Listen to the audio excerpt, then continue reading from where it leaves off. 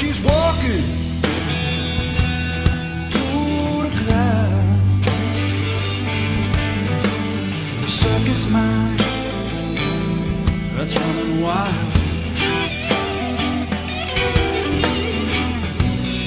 Butterflies and zebras and moonbeams and a fairy tale. Yeah, that's all she ever thinks about. Riding with the wind, yeah, yeah. Προβληματική συμπεριφορά σε ένα σκύλο δεν έχουν ξαφνικά.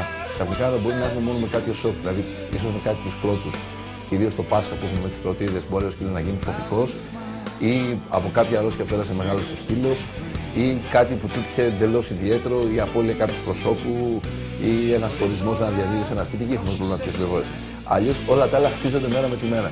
Σε κάποια στιγμή φτάνουμε στο αμήν και τότε έχουμε αντιμετωπίσει το πρόβλημα. Ένα σκυλί λοιπόν, σκυλιά τα οποία βγάζουν προβληματικές συμπεριφορές είναι σκυλιά τα οποία ή από πολύ μικρά κακοποιούνται, που σημαίνει ξύλο για τιμωρία, στέρηση τροφής για τιμωρία, σημαντικό αυτό, ή σκυλιά τα οποία πάλι μπορεί να τα έχουν όλα.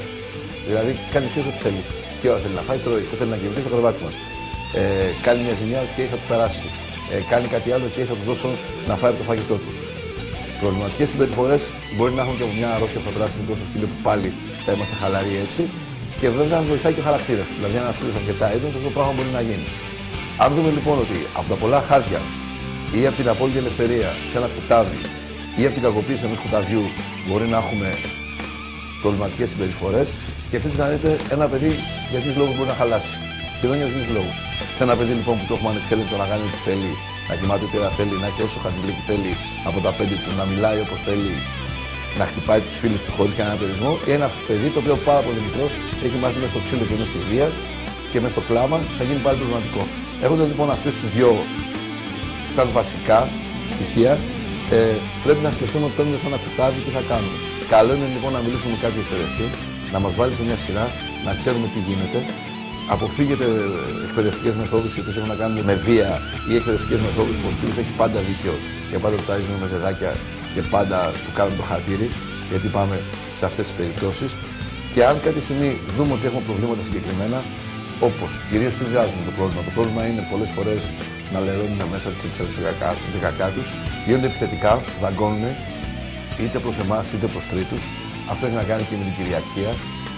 Καταλαμβάνουν το σπίτι και δεν μας αφήνουν ησυχία, γαργίζουν, φωνάζουν, κάνουν ζημιές. Άλλες φορές πάλι δεν έχουν μείνει ποτέ μόνα τους, με το που φύγει κάποιος από το σπίτι, καταφέρουν το σπίτι, γαργίζουν, ξύνουν τις πόρτες.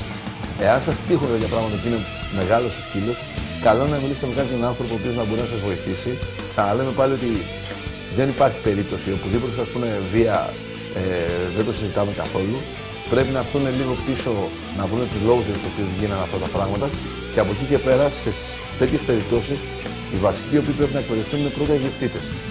Λάθη οι οποία κάναν είτε χτυπώντας το ζώο είτε αφήνοντας το σκύλο να κάνει ό,τι θέλει, πρέπει να αλλάξουν νοοτροπία για να μπορέσουν να συνεχίσουν με το σκύλο. Αλλιώς θα έχουμε προβλήματα.